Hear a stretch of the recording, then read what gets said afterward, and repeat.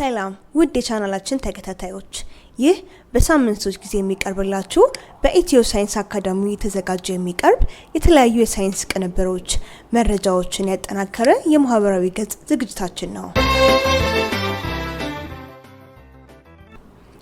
ኢትዮ ሳይንስ አካዳሚ በሀገር ውስጥ እንዲሁም ከሀገር ውጪ ባሉ የረጅም ዓመት የማስተማር እና የማማከር ልምድ ያላቸውን ምሁራንን ያካተተ በዋነኝነት ትምህርታቸውን ወደ ውጭ ሀገር ሄደው መማር ለሚፈልጉ ወጣቶች የቅድመ መረጃ ዝግጅት እንዲያደርጉ አስፈላጊ ምክርና እገዛ እንደሚሰጥ ስናሳውቃችሁ በታላቅ ደስታ ነው።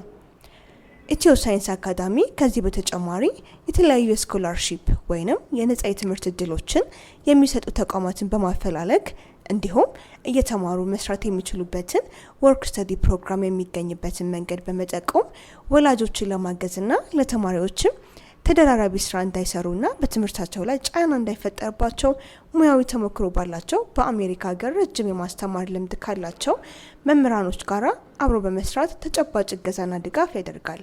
ለበለጠ መረጃ በድህረ ገጻችን www.scienceacademy.com ላይ በመግባት ቀጠሮ በመያዝ ሙያዊ እገዛችንን ማግኘት ይችላሉ።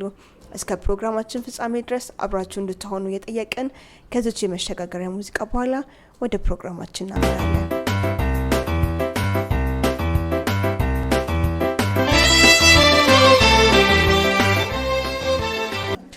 ጤና ይስጥልኝ። ይህ የኢትዮ ሳይንስ አካዳሚ ድረገጽ የመረጃ መስጫ መርሃ ግብር ነው።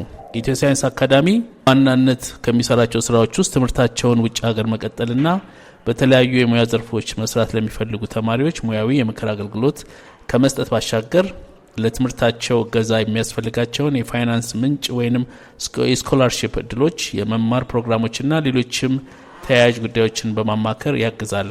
ከዚህ በተጨማሪ የትኞቹ ትምህርት ቤቶች፣ ተቋሞች ወይንም ዩኒቨርሲቲዎች ለውጭ ሀገር ተማሪዎች የስራ እድል አላቸው፣ የትኞቹ የትምህርት ወጪዎቻቸውን አይሸፍኑም ወይም ይሸፍናሉ በሚለው ጉዳይ ላይ ዩኒቨርሲቲ አመራጥ ላይ የማማከር ድጋፍ ይሰጣል። ኢትዮ ሳይንስ አካዳሚ በባለሙያ አስተማሪዎችና ምሁራን የተገነባ ከመሆኑም ሌላ ከሀገር ውጪ የረጅም ዓመት የማስተማር ልምድ ያላቸው የዩኒቨርሲቲና የኮሌጅ አስተማሪዎችን ያካተተ መሆኑን ልንገልጽላችሁ እንወዳለን።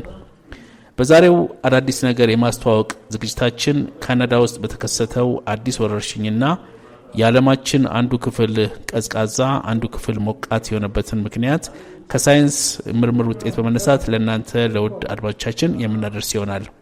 በዚች አጭር የመሸጋገሪያ ሙዚቃ ወደ መጀመሪያው ዝግጅታችን እንተላለፋለን።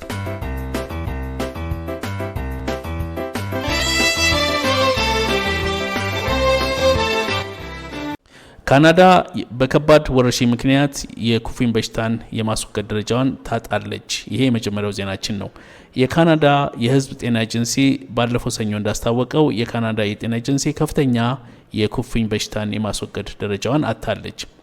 የዓለም የጤና ድርጅት አካል የሆነው የፓን አሜሪካን የጤና ድርጅት በምህጻረ ቃል PAHO ከጥቅምት 2024 ጀምሮ የቫይረስ ስርጭት ያለማቋረጥ መቀጠሉን ተከትሎ የካናዳ የጤና ኤጀንሲ እንዳሳወቀው የኩፍኝ በሽታን የማስወገድ ደረጃዋን አጣለች። ምንም እንኳን በቅርብ ጊዜ ቢቀንስም እንደ የካናዳ መንግስት ገለጻ ወረርሽኙ አሁንም ቀጥሏል። ይህም በዋናነት በቂ ክትባት በሌላቸው ማህበረሰቦች ውስጥ እንደሆነ ዘገባው ያመለክታል። የPHO ወይንም የፓን አሜሪካን የጤና ድርጅት እና የጀርመን ኩፍኝ በሽታን የማስወገድ ክልላዊ ክትትልና ዳግም ማረጋገጫ ኮሚሽን የቅርብ ጊዜውን የኤፒዲሚዮሎጂ እና የላቦራቶሪ መረጃዎችን ገምግሟል። ይህም በካናዳ ውስጥ ከአንድ ዓመት በላይ የቆየ ተመሳሳይ የኩፍኝ የቫይረስ ዝርያ እንዳለ የማይጣረዝ መረጃዎችን ይዘው ወጥተዋል። ካናዳ ከአሁኑ ወረርሽኝ ጋር ተያይዞ የሚመጣው የቫይረስ ዝርያ ስርጭት ቢያንስ ለ12 ወራት ከተቋረጠ በኋላ የኩፍኝ በሽታን የማስወገድ ሁኔታዋን እንደገና ማቋቋም እንደምትችል የካናዳ የሕዝብ ጤና ኤጀንሲ በድረገጹ ላይ አስታውቋል። ኤጀንሲው ወረርሽኙን ለማዘግየት ከፓን አሜሪካን የጤና ድርጅት እና ከአካባቢው የሕዝብ ጤና አመራሮች ጋር እየሰራ መሆኑን አስታውቋል።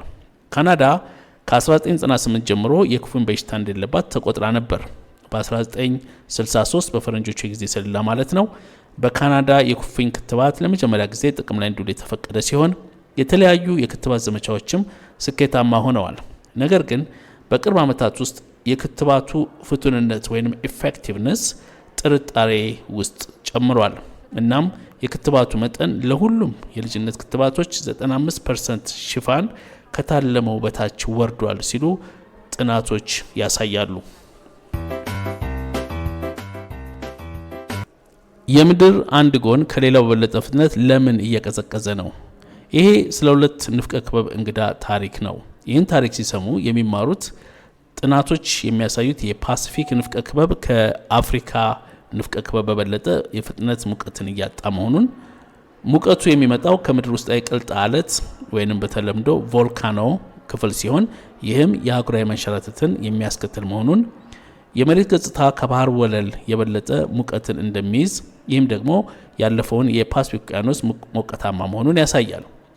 ከኦስሎ ዩኒቨርሲቲ የመጡ ሳይንቲስቶች የምድር ውስጣዊ ክፍል አንድ ጎን ከሌላው ወገን በጣም በፍጥነት ሙቀትን እያጣ ነው ይላሉ።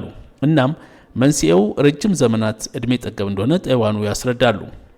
በጂኦፊዚካል ሪሰርች ሌተርስ ላይ የታተመ አንድ ጥናት እያንዳንዱ ንፍቀ ክበብ ምን ያህል ሙቀትን ይዞ ላይ መቆየት አቅም እንደነበረው ለማስላት ባለፉት 4 ሚሊዮን ዓመታት የነበሩትን አሃዞች እየሰበሰበ የኮምፒውተር ሞዴሎችን መጠቀሙን ያስረዳል።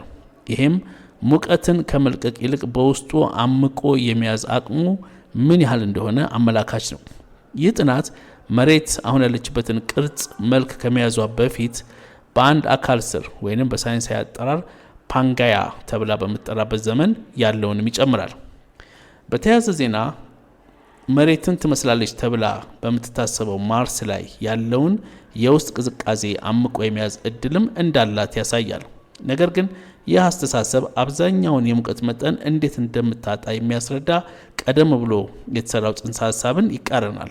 የምድር የሙቀት የዝግመተ ለውጥ በአብዛኛው የሚቆጣጠረው ምድረ እብን ወይም ሊቶስፌር በኩል ነው የሚለውን መረጃ ይጋፋል።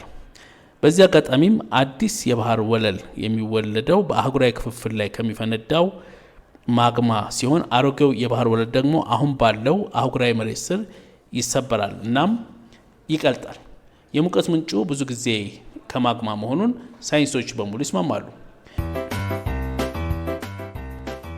በመጨረሻም ሰሞኑን በአሜሪካ ውስጥ በሆምላንድ ሴኩሪቲ ኢትዮጵያውያን ስደተኞችን በተመለከተ ያወጣውን ዘገባ አስመልክቶ አንዳንድ የተዛባና የተጋነነ የሚመስሉ ዜናዎችን ስለሰማን የሆምላንድ ሴኩሪቲ የፖለቲካ ጥገኝነት ጠይቀው ጥያቄያቸውን በኢሚግሬሽን ቢሮ ውድቅ የተደረገባቸው በሀገሪቱ ሕግ መሰረት ይግባኝ በመጠየቅ ጉዳያቸውን የሚከታተሉና ለመስራት የሚችሉበትን ዓመታዊ የሥራ ፈቃድ ለማሳደስ የሚችሉበትን እድል የሆምላንድ ሴኩሪቲ ያነሳ መሆኑን ሲገልጽ፣ ውሳኔው ግን ተግባራዊ የሚሆነው በኮንግረስም ሆነ በፍርድ ቤት ሕግ አውጪዎች ተከራክረው ሊወድቅም ሊያልፍም የሚችል መሆኑን ልንገልጽላችሁ እንወዳለን። ውድ የፕሮግራማችን ተከታታዮች ለዛሬ ያዘጋጀንላችሁ የኢትዮ ሳይንስ አካዳሚ ጥንቅር ይሄንን ይመስላል። አዳዲስ መረጃዎችን፣ ስልጠናዎችን፣ የስኮላርሺፕ እድሎችንና ለውጭ ሀገር ትምህርት የሚያስፈልጉ ቅድመ ዝግጅቶችን ለመከታተል እንዲሁም በትምህርት ላይ ሆነው እንዴት እየተማሩ መስራት እንደሚችሉ እናም ለዚህ ማመልከት እንደሚችሉ እያሳወቀን እገዛ ቢያስፈልገው ልንረዳው ዝግጁ መሆናችንን በአክብሮት እንገልጻለን። ይህንንና ሌሎችን መረጃዎችን ለማግኘት ድረገጻችንን ይጎብኙ። ቻናላችን ሰብስክራይብ በማድረግ ቤተሰብ ይሁኑ። ሀሳብ አስተያየት ካሎት ሀሳብ መስጫ ሳጥን ላይ ሀሳብ አስተያየቶን ያስቀምጡልን። ድረገጻችን www.scienceacademy.com፣ ኢሜል አድራሻችን scienceacademy075@gmail.com፣ የፌስቡክ አድራሻችን ኢትዮሳይንስ ኢኤስኤ፣ ኢንስታግራም አድራሻችን ኢኤስኤ16786፣ ኤክስ አድራሻችን @etio_science፣ ቲክቶክ አድራሻችን @etioScienceAcademy1። በቀጥታ በስልክ መስመር መደወል ካስፈለገው 0944369753 ወይንም በተለዋጭ ስልክ ቁጥራችን 0976006940። በቀጣይ እስከምንገናኝ በያላችሁበት ሰላምና ጤና እንመኝሎታለን።